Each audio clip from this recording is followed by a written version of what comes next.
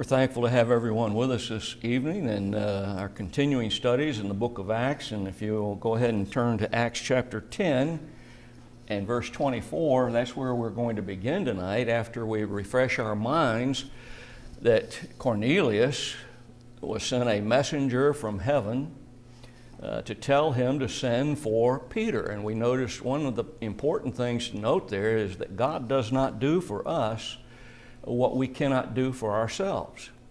And so he didn't teach Cornelius, God didn't teach Cornelius what he had to do to become a Christian. He was to send for Peter. And he took two servants and one of his soldiers, and he sent them to get Peter. He was told exactly by the heavenly messenger exactly where to go to find Peter, Simon Peter. And so he has now arrived in Caesarea. That is, Peter has now arrived in Caesarea, where we're going to begin tonight. But before I do that, I want to notice a thought that was presented by a man named Hervey with regard to what takes place in what we're going to look at beginning with verse 24 tonight. He said this is a very important event that has taken place in this verse, because now we see the invasion of the Roman Empire by the first Christian soldiers. I thought that was really unique, a unique way of putting it. So I think Hervey had it right. So if you're with me in Acts chapter 10 and verse 24, notice that it says, "And the morrow after they entered into Caesarea," that is, Peter and the two servants, and remember, he brings some people with him as witnesses, "and Cornelius waited for them, and had called together his kinsmen and near friends." Now, notice the term, "the morrow after." 4 days have passed since the time that he saw this vision or rather when the heavenly being appeared to him and told him to send for Peter. It's been 4 days now. Peter and his company now get back on the 4th day. Now, notice also then that Cornelius waited for them. He would have a pretty good idea how long it's going to take for them to get Peter and to get back and all of this. And so he was waiting for them.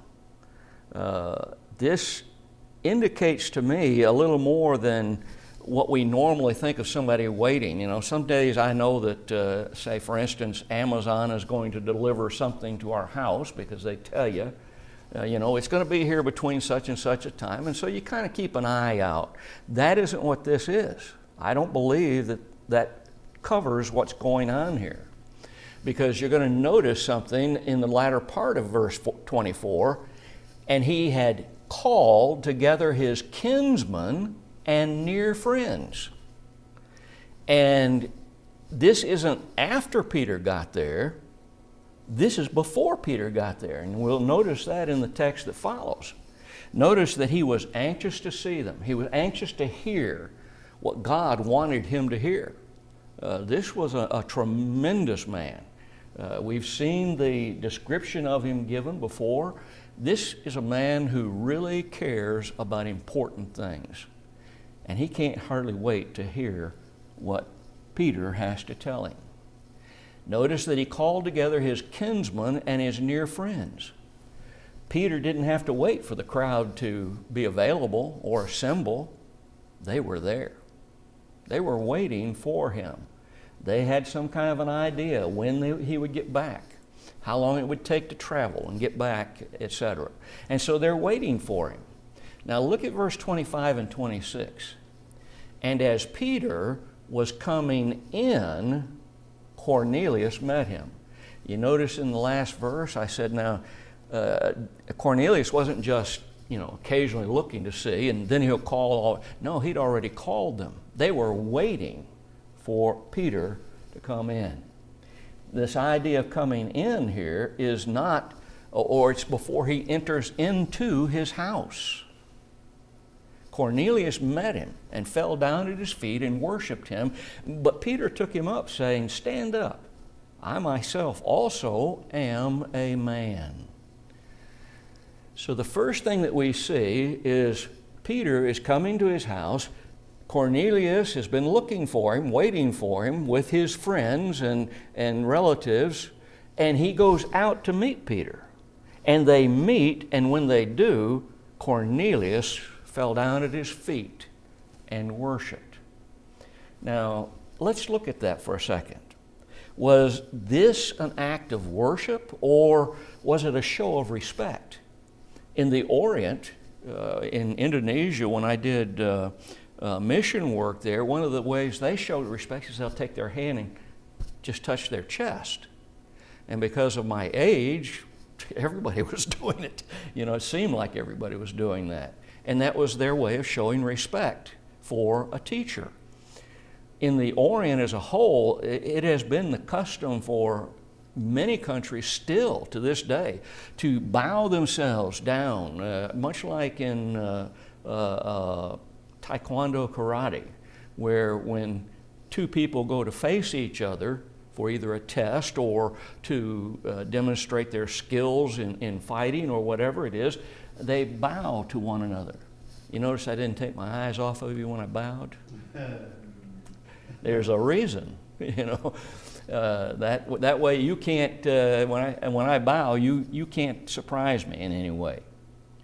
But it also to prostrate themselves on the ground. So the first thing we have to ask is, was this an act of worship on the part of Cornelius, or was it a show of respect?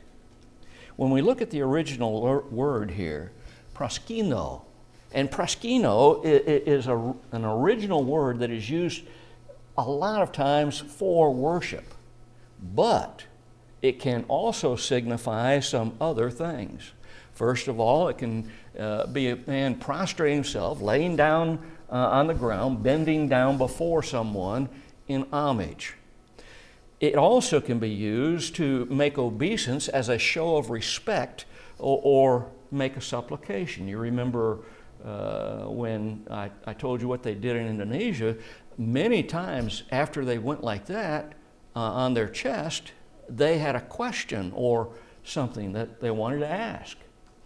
And also it can be used to recognize someone of a superior rank. And when I think about this, I think about my time in the military. When, you know, an officer came along, you better salute him. And if you didn't, you're in trouble. But that was a show of respect for his rank. And this word that is used here to indicate worship in our text is the recognition of a superior rank, someone who has more authority than I do. And it also can be used as an act of worship. Now, when we look at the rest of this text, we can find out by looking at the context exactly how this word was being used. What Cornelius did. Was it an act of homage, obeisance to show respect? Was it to recognize a superior or to worship? Now, notice Peter says, stand up. I myself also am what? A man. I'm a man. This indicates that what Cornelius was doing was worshiping Peter, an attempt to worship Peter. And Peter stops him. Stand up. Don't you do this. I'm a man too. I'm just a man. Obviously, Paul took this as an act of worship toward himself. When we look at verse 27 and 28 of chapter 10, he says, and as he talked with him, he went in. Notice, they're outside the house. He begins to talk with Cornelius, and they haven't entered into the house, but they're headed that way, and they're going in. And found many that were come together. And he said unto them, ye know how that it is an unlawful thing for a man that is a Jew, watch him, to keep company or to come unto one of another nation. But God hath showed me that I should not call any man common or unclean. You see, when we remember what took place before this, As Peter was up on top of the house, God let down this sheet with all manner of animals and critters and creeping things in it, both clean and unclean, and had told Peter to eat. He said, no, nothing unclean's past my lips. And God did this 3 times. 3 times. And Peter apparently answered the same way every time. No, nothing unclean is past my lips. And you remember God told him what God told him at that point? Don't you call what I call clean, common, or unclean. I'm paraphrasing, but that's what he told him. Cornelius' first meeting with Peter is outside of his house. And observe that they conversed, they talked to each other before actually going into the house and as they moved toward the house, the door. And Peter noticed that there were many that had come together. This wasn't a small group.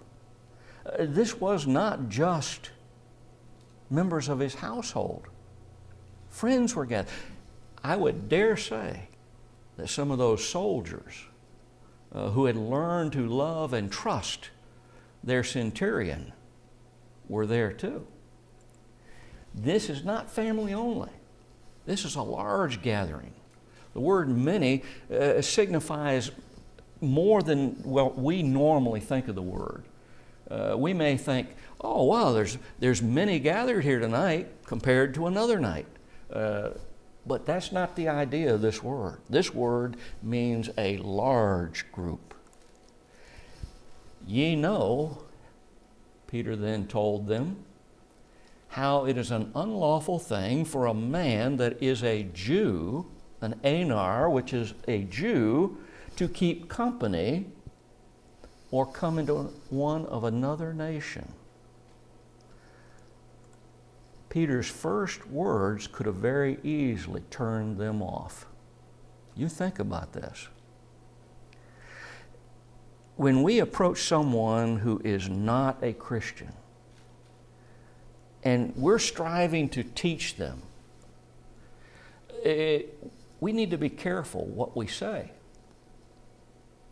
Now, in some societies, if you go back into the congressional record of the United States, you'll find that generations before us spoke very bluntly. I mean, they really were very blunt. They would call a man a liar right out front. Peter's first words could have turned them off. Don't you know it's illegal for me to come into you? I would imagine these words were spoken as he was at the footstep, so to speak, of the door before he ever went in. Don't you know it's illegal for me to come into you? Keep company with you? To come unto one of another nation? It has to be remembered how the Jews thought about the Gentiles. To a Jew who had been raised the way that Peter had, the way that Paul had, a Gentile was the lowest of the low.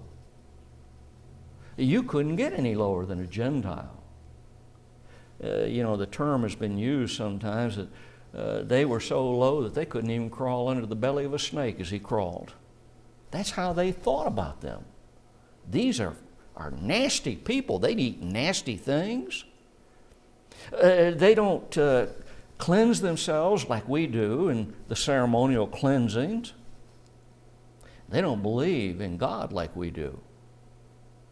They got some weird gods who do things our God has specifically told us not to do. For instance, idolatry, worship, idol worship. So remember how these Jews, and just to make it even clearer, when the Jews held their great feast days that all were intended to go, we'll just use one of them, the Passover feast. For them, a Jew who was homeborn was greater than a Jew who was born in another country. They looked down upon them. For one to be a proselyte, a Gentile who had become a Jew by religion, was even lower yet. And then the Gentiles were way down at the bottom. They would have known how the Jews felt about going into the home of a Gentile.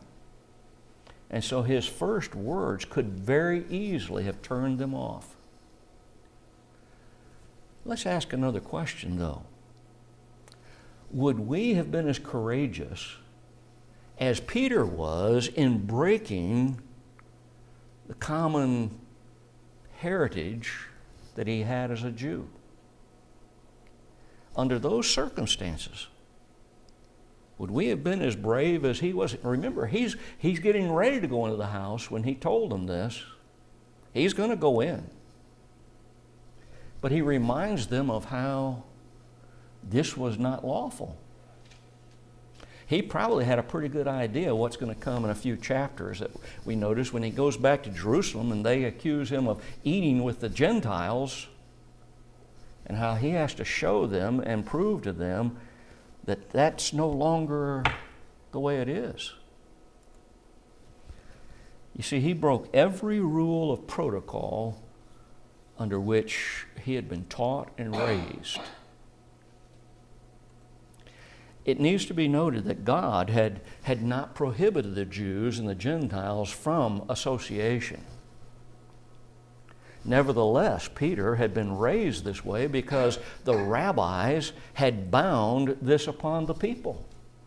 They set many rules and laws that God had not set, but they said, oh, we got to be able to do this. Let me give you an example. The Jews said that it was wrong for a woman to look in the mirror on the Sabbath day. You know why?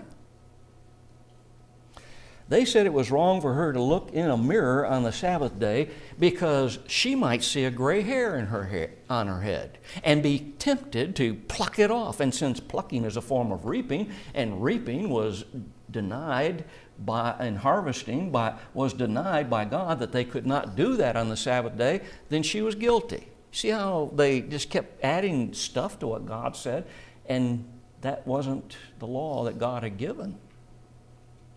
God didn't forbid women to look in the mirror on the Sabbath day. By the way, us men are that vain too sometimes. The rabbis had bound so many traditions. And when we speak about tradition, we need to make sure we make a clarification there. I'm sure we all have traditions. If y'all are like us, when you gather together Sunday morning to worship here at Jackson, where I preach, we don't have any announcements like y'all. I know y'all do announcements first. But you may be like this. Most congregations have a tradition. They maybe sing one or two songs and have the Lord's Supper, and then maybe sing another song and have the giving, or maybe they'll have the giving immediately after they've partaken of the Lord's Supper, and then an invitation song after the preaching, and so on and so forth.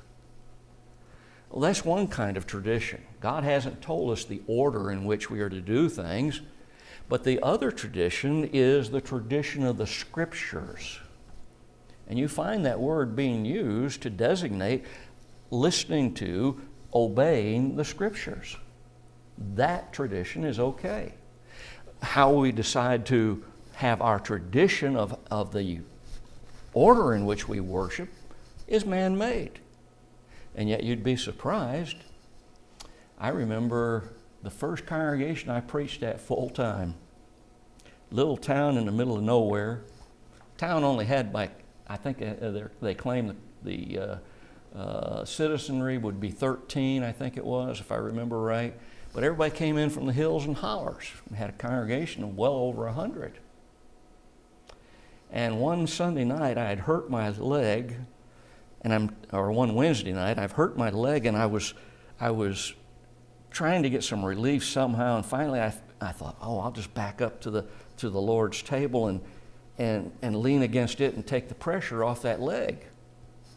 Oh, you'd have thought I had gone in there and drug a piano in and started playing it and singing religious songs. Why?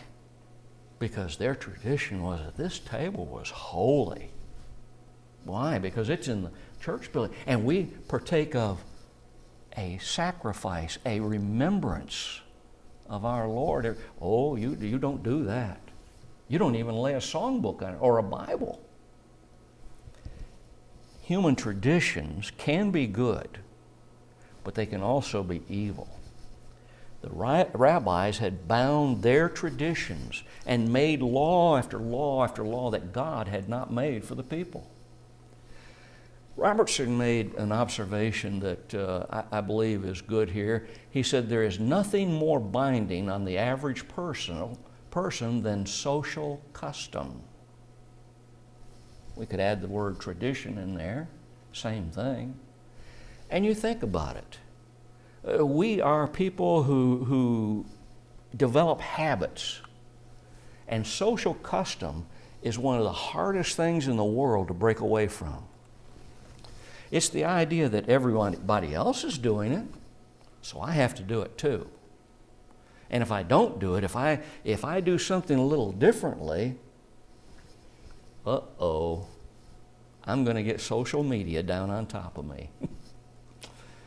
It's the fear of being ostracized from our peers because our thinking or what we do is a little bit different. Notice the word but. This word shows that a change is about to be made, a transition. Peter is saying there's a transition here.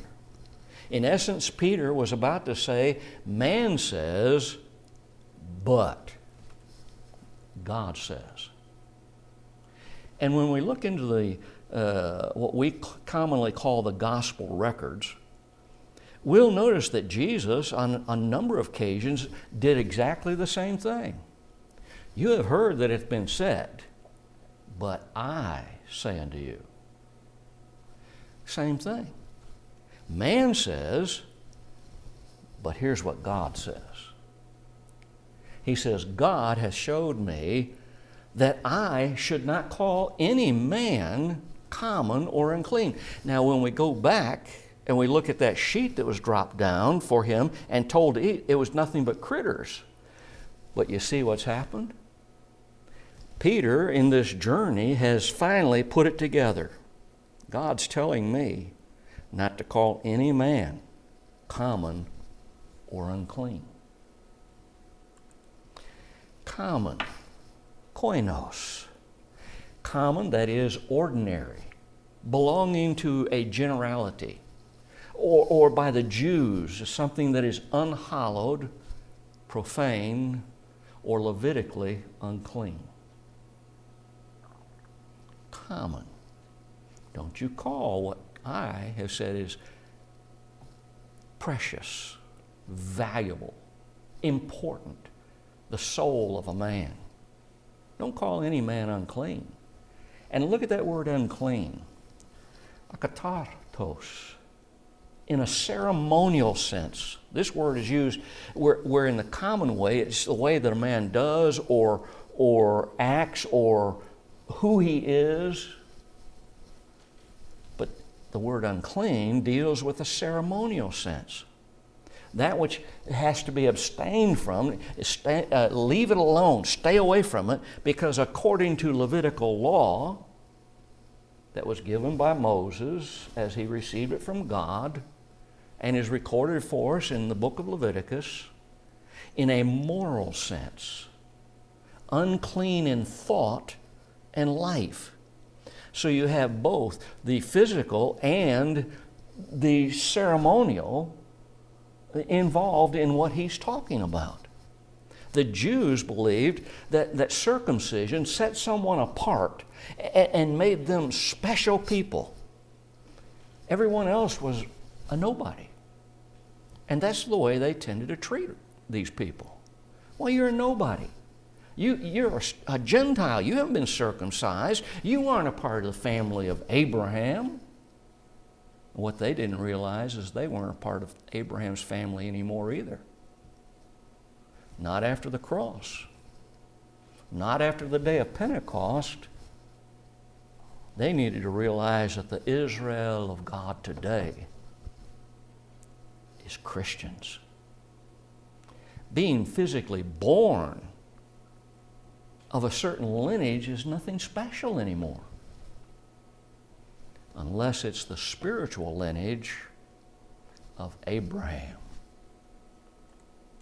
In Jesus Christ, neither circumcision availeth anything, nor uncircumcision, but faith which worketh by love. If we believe in God, if we believe that His Son came to this world, what are we going to do? Because of our love for God, because of the love of the sacrifice that He gave to us, made for us in His Son, because of the love that we have for them, we're going to work. We're going to do the things God has commanded us to do. The physical doesn't matter anymore. What does matter to God? It's a faith which worketh by love. In the book of Galatians, Paul told those brethren, one word is the fulfillment of all the law. And then he said, love your neighbor. That was the fulfillment of the law. Well, wait a minute. You said one word, Paul. What is that one word? Love. You see, if I love God the way that I ought to, I'm going to love my fellow man the way I ought to. I'm going to treat him the way that God wants me to treat him. Love, indeed, is the fulfillment of all the law. Jesus, on one occasion, spoke of it in another way. He was approached by a man who was trying to trip him up, trying to get him to say something that he could use to degrade Jesus in the eyes of the people, to take away his authority. Because remember, they looked at Jesus as a great teacher. And this man said, what's the greatest of all the laws? Because the Jews were constantly having an argument. I mean, it's pitiful the way they did. Arguing over this commandment. No, this person over here says, no, that commandment's not the greatest of all the commandments. This is the one that's above everything else. We've got to obey it. And so this man thought, boy, I can get all the Jews all upset at him because of all of our diversified views of what's the greatest law. And Jesus said to love God with every ounce of your being. I'm paraphrasing. When you look at all of those words, that's what it means. With all of your being. And the second is like unto it, to love thy neighbor as thyself. Again, notice the key word, love. If I love God the way I'm supposed to love God, I'm going to love my neighbor. Well, who is my neighbor, Lord? That man tried to justify himself. Jesus has answered him in a way that just cannot be refuted. Well, who is my neighbor, Lord? And that's when he told about a Samaritan who passed by a man who was beaten up, whom the priest went by and left him for dead. The Levite went by and left him for dead. And this Samaritan comes along and he takes care of him. He binds up his wounds. He carries him to an inn and pays for the man's care as he moved on in his journey.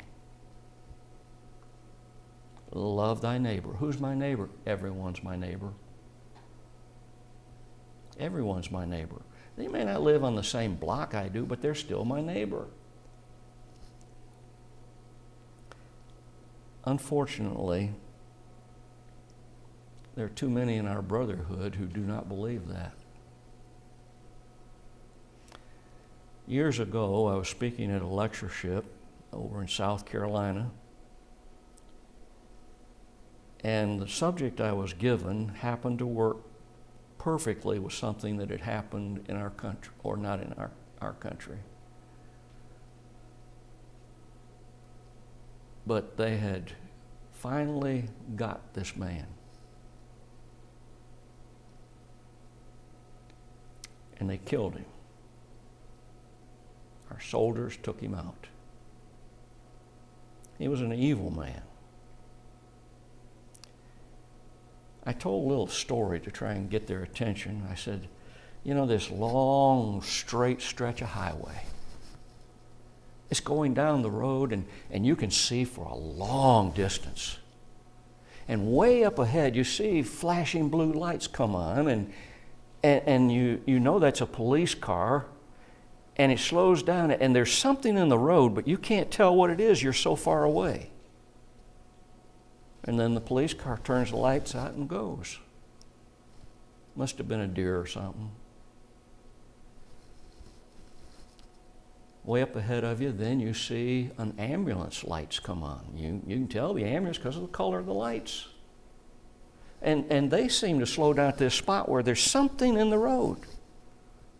And then they turn their lights out and go on. And as you get closer, you realize there's a man in the road. He's hurt. And as you get closer, you can begin to see blood and other things, and you know this is a man. He's either dead or he's hurt. And you get up beside it and you roll down your window and you look down and you see this man has obviously been hurt very badly. He's still alive. He needs help. What do? Oh, did we mention the man's name? Osama bin Laden. If you and I had had the chance to talk to Osama bin Laden before he was taken out by our troops, how would we have treated him? Or would we have looked at him and say, you know, this man's the enemy of our country. This man wants all of us killed and doing everything he can to accomplish it. How would we treat him? If we treated him the way that God wants us to treat him, we would try to bind up his wounds, get him the care that he needs, and try and teach him above everything else the gospel, and hope that he would take it. Verse 29 says, therefore came I unto you without gainsaying. What does that mean? As soon as I was sent for, I asked therefore for what intent ye have sent for me. Notice, he has not been given information as to why Cornelius wants to see him. At least some of it. Therefore, because something happened, this is now my action. What was that something? The letting down of the sheets, the message that came from God. And I came unto you without gainsaying as soon as I was sent for. Now, wait a minute. Peter slept overnight, didn't he? He didn't go until the next day. Yeah. But notice he says, I came to you without gainsaying. As soon as, because God told me to go, I came. Remember what else Peter was told? There are men at the gate. They're looking for you. Go with them. Asking nothing. Don't put it off. God said go. Are we going? Go ye into all the world and preach the gospel. Are we going? That doesn't mean necessarily that we have to travel to a foreign country in order to teach someone. If we have the ability to do that, we should try and do it. But what about our neighbors 2 blocks down? What about people we play ball with on occasion or something? What about them? Are we going? Why did you send for me? That's what Peter wants to know. Apparently, there was a lot that he didn't know at this time. Why he was there. Now watch verses 30 through 33. And Cornelius said, 4 days ago, see how I know it was 4 days? 4 days ago, I was fasting until this hour. And at the 9th hour, I prayed in my house, and behold, a man stood before me in bright clothing and said, Cornelius, thy prayer is heard, and thine alms are had in remembrance in the sight of God. Send therefore to Joppa, and call hither Simon, who's a tanner by the seaside, who is lodged in the house of one Simon a tanner in the seaside, who when he cometh shall speak unto thee. Immediately therefore I sent to thee, and thou hast well done that thou art come. Now therefore are we all here present before God to hear all things that are commanded thee of God.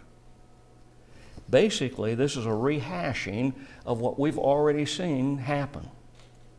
Thou hast well done that thou art come.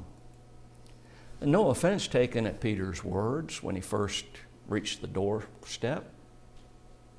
None at all. Come in. We want to hear what you've got to say. Peter was commended because he came quickly. He obeyed instead of following the traditions of his forefathers, following the traditions and customs of the rabbis. There was no hesitation on his part in obeying God.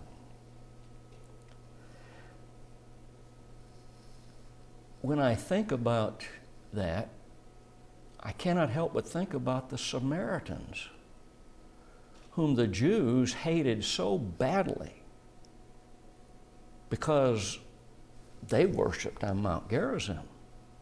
But the place to worship is in Jerusalem. The Jews were right in that. Place to worship wasn't Mount Gerizim. But it seems to me, I also remember in our studies in Acts, that Jews went to Samaria to teach the Samaritans before this time. They had accepted them when their traditions and customs said, don't go into their houses, don't you mess with them, leave them alone. They're unworthy of God's truth. Cornelius says, well, we're here to hear everything that you have been commanded to tell us. What's God told you to tell us? They wanted to hear. Too many today don't want to hear. It's so sad to try and tell someone, oh, well, you know, I'm happy where I am. I'm not a member of your church. Well, it's not my church. It's the Lord's church. I'm happy where I am. They wanted to hear everything God commanded. No matter what he was told, they were ready to hear it. Even if it was things that are contrary to what I've always believed, even if it's contrary to the gods I worship as a Roman. The implication is we're ready not only to hear, but we're ready to obey. That's the implication. They understood that these were God's words. They were like the Bereans. They accepted what Paul told them, not because Paul told them, because they were convinced that these are God's words. They're not man's. Cornelius and his household were not like some today. Look at 2 Timothy 4, verse 3 and 4. For the time will come when they will not endure sound doctrine. By the way, that word sound in the original is the word healthy. They won't accept healthy doctrine. They won't endure it. But after their own lust shall they heap to themselves teachers having itching ears. And they shall turn away their ears from the truth, and shall be turned unto fables. Stories that are just stories without any truth behind them. One other note of importance here, verse 30 through 32 is not written just to fill space. You say, well, you know, we had most of this information given to us, but it's not written here just to fill space. The Jews with Peter needed to hear the details of the call of Cornelius by a heavenly messenger. These 6 Jews that he took with him, they were going to be witnesses to everything that took place at this time. Remember last week I told you that when we go to teach someone, we should never go alone? Never. When Jesus sent out the 70, how did he send them out? By twos. We need to learn from that. We need to learn from what Peter did here. You and I need to see the proof that they saw. We need to be able to back up our brother. If he tells them something, we need to be able to back up what he said if they try to misrepresent it. And this shows us God's attention to the detail in providing what every man needs. We'll come back to verse 34 next week. I hope that we've been able to help us maybe to have a little better understanding of God's Word. I know there's an old saying that the teacher always learns more than the student, and I understand that. It's hard to remember everything that's been said, isn't it?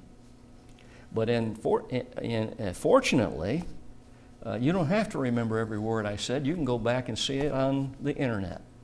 Isn't that right, William? Yeah.